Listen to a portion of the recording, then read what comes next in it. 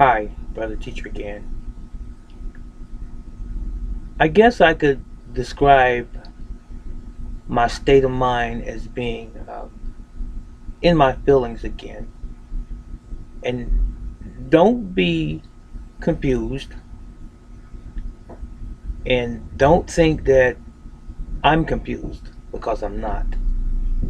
But I want you to understand that I see things from a different point of view than most. I'm a realist. I'm spiritually led. And the things that I tell you are things that I know to be true. Now, anyone can claim that, I know, but from your time with me on this platform, if you have followed me, you should have been able to ascertain my person, the type of individual that I am thus far. If you're new, hopefully you will glean that at some point, hopefully sooner than later. Now, I said that to say this. Um, I'm not trying to peddle religion,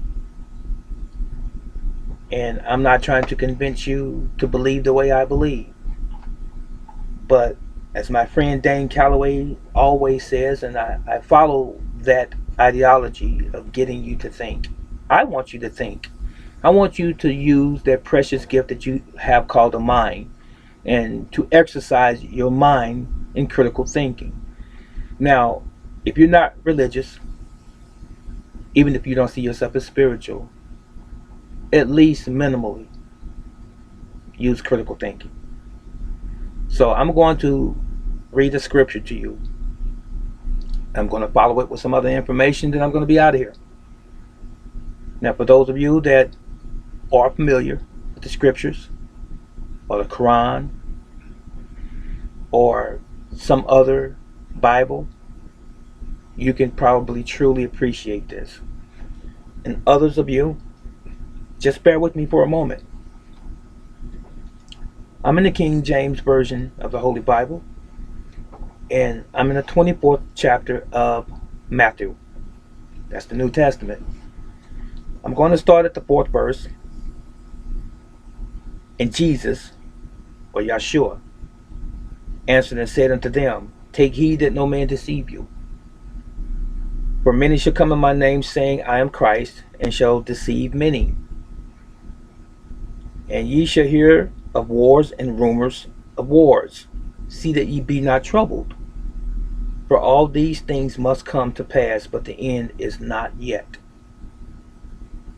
For nation shall rise against nation, and kingdom against kingdom, and there shall be famines, and pestilence, and earthquakes in diverse places. And all these are the beginning of sorrows. Then shall they deliver you up to be afflicted, and shall kill you, and ye shall be hated of all nations for my name's sake. And then shall many be offended, and shall betray one another, and shall hate one another. And many false prophets shall rise, and shall deceive many. And because iniquity shall abound, the love of many shall wax cold. But he that shall endure unto the end, the same shall be saved. And this gospel of the kingdom shall be preached in all the world for a witness unto all nations, and then shall the end come. When ye therefore shall be, or shall see the abomination of desolation spoken by Daniel the prophet, stand in the holy place. Whosoever readeth, let him understand. The holy place is your mind, by the way. Then let them which be in Judea flee into the mountains. Let him which is in the housetop not come down to take anything out of his house. Neither let him which is in the field return back to take his clothes. And I shall stop there.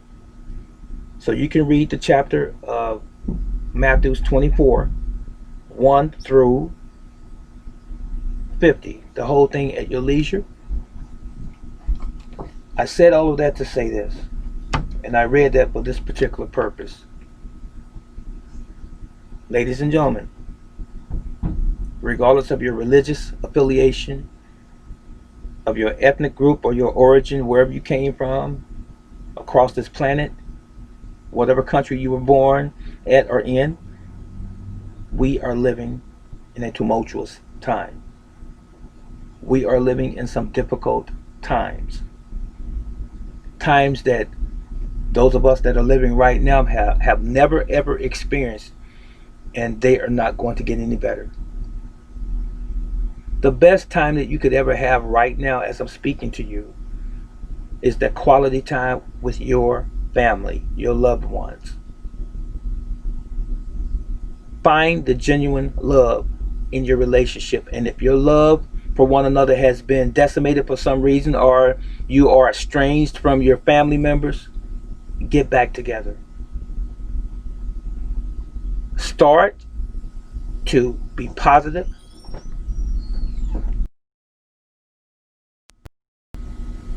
What I'm really trying to say to you, the message that I'm trying to convey to you is that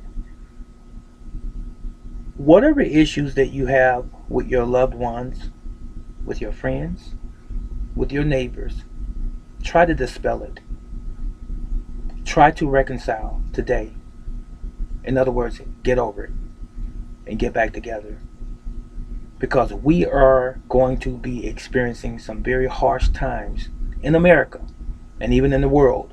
But more specifically, us that I'm speaking to right now are in America. Times are going to get hard, ladies and gentlemen. Ever since this COVID-19 came to be, it has changed all of our lives in some way or another, and not for the good. Social distancing, something that we have never been accustomed to, because we actually are communal beings. We are social creatures. We were never designed to be shut away from everybody else in humanity. It was never designed to be that way by nature, by God. Now all of a sudden, we're wearing masks. We have these protocols.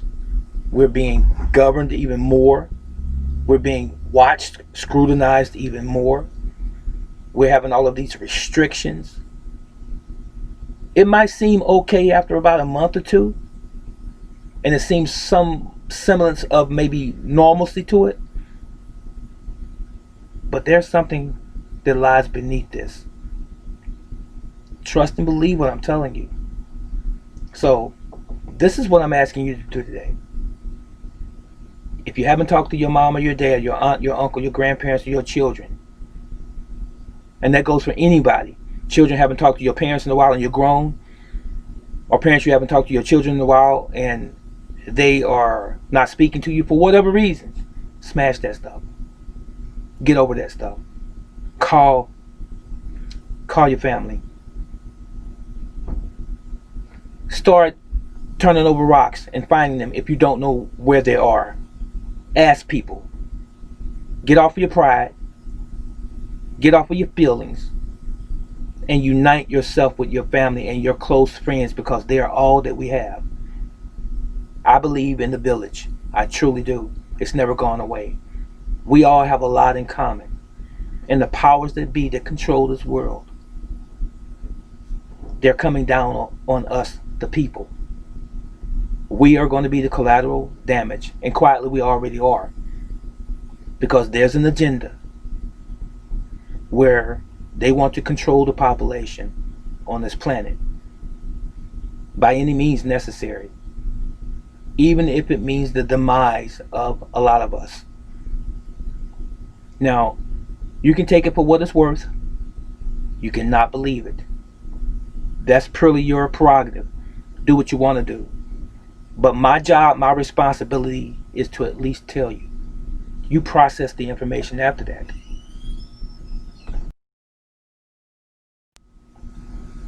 Now, those things that are beyond your control, it's understood.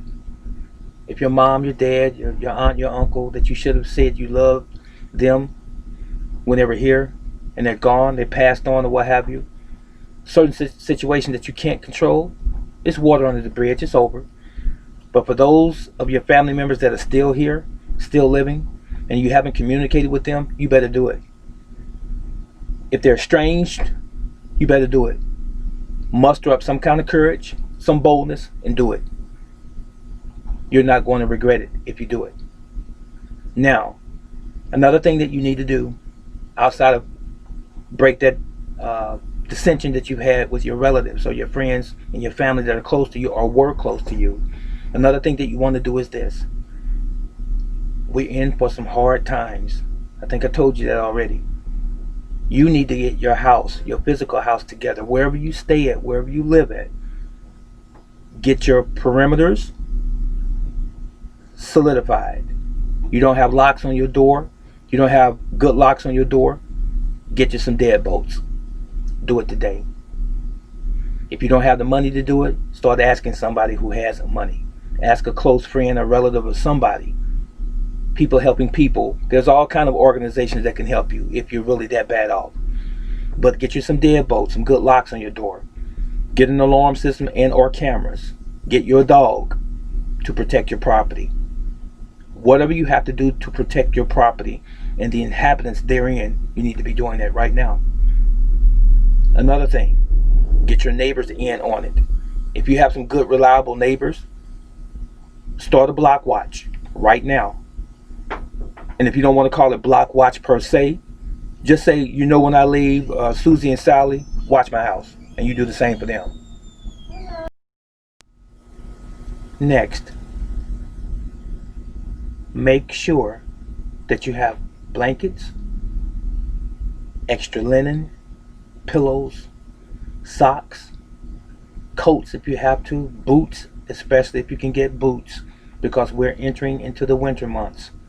As I'm speaking to you, you're going to need these things. And make sure that your children have boots if you have small children in your home, and not just gym shoes. I don't care if you have an automobile, you still want boots. Anything can happen where you can't drive your vehicle and you have to get out on the ground and start walking. They need the appropriate footwear. Stop assuming that things are always going to be a certain way in your favor as it relates to how you travel. Sometimes you might have to walk. You may even have to run. Okay, so make sure you have boots and the proper clothing. Change your clothing and underwears and things like this. If you got some money sitting around, some extra money, start thinking on these things, especially food. Get you some can openers if you don't have any, some reliable can openers, not electric, manual can openers. If you can't find a crank kind, get you a P38, which is a military style can opener. Put a chain around your neck similar to this and carry it with you so you can open a can. If you don't know how to open a can, learn how to do it. It's that simple. Learn how to do it. Start learning how to do things and stop being a baby. Be an adult. Be mature. Grow up. This is for your survival. Get canned goods. Stock up on them right now. Get bottled water. Stock up on it right now. If you have dirty clothes all over the house and you've allowed them to accumulate and you wait to a certain period to wash your clothes and you have a ton of clothes to wash, get your clothes caught up right now. You don't know if your water is going to be shut off. And if peradventure your water is still running, make sure that you get some extra containers, food grade type containers, and fill those containers up with water. Just in the event that your water is off or turned off. Being honest, get some flashlights, get extra batteries for the flashlights, get some walkie-talkies and some extra batteries for the walkie-talkies. Don't let your children or anyone else play with them and burn the batteries up. Put them away in a safe place. Now, get Duracell or alkaline batteries. Don't get the cheap 99-cent batteries that's going to go out in a few days, especially in the winter months. Get the best batteries. Don't worry about rechargeable batteries, because you may not be able to recharge any battery anywhere because you need an outlet to do that in most instances. If you have the capacity to get a generator, a gas generator or electric generator, do so. You follow me? Now, if you know someone who knows martial arts or who can teach self-defense, You need to start teaching your children and your family internally within your own family structure how to defend themselves if someone were to attack them, if they were outside the house or inside the house. You need to have an exit plan if you had to leave the house. If you can get your hands on a CB radio too, that might be helpful. Also, weapons. If you have the capacity or the ability to buy, purchase, or acquire a handgun or two or three or a rifle, do so. You're going to need it. There's no worst case scenario than if someone comes in and intrudes in your home, takes over your home with weapons, and you have none whatsoever. Not in today's time. You should be able to protect yourself and your family. Think these things through that I've just told you. Have a conversation, a real live conversation with your family members inside your home, inside their home, and figure out a plan. Because as I said before, this is not conjecture. This is not, just some general conversation. This is real talk. This is something that you need to put in place yesterday, right now, because things and times are going to get harder than you have ever experienced. If you're living in a bubble and you think you're in some sort of utopia, you better think again. You better take the scales off your eyes right now and see the world for what it really is. It's not going to get any better. I don't care who the president up and coming is going to be or not be. It doesn't matter. We are going to be affected in a very, very terrible way as a population. And not just in America, but across the world, across this planet. Things are going to hit the fan. And the things that you thought you saw in science fiction type movies as being not real, some of them have already started to manifest, and they're not so much science fiction anymore. If you have a cell phone, always remember, someone is listening to you. Someone is watching you. All of these smart devices, you better start thinking. Think outside the box. It's going to come a time you're not going to be able to get online and play video games and watch World Star, hip hop, and all of these other things, these reality shows on television. When all of those things are taken away from you or controlled even more, censored even more, where does that leave you, the human being, the person, the family? You better start uniting and reuniting with your family, because they're going to be your closest allies and not some third party, not some government. You follow what I'm saying? I hope so. Be safe. Love one another. Love is the greatest emotion on this planet. It is the greatest emotion that has ever existed on this planet. You better find out what real love is today. It's not about you.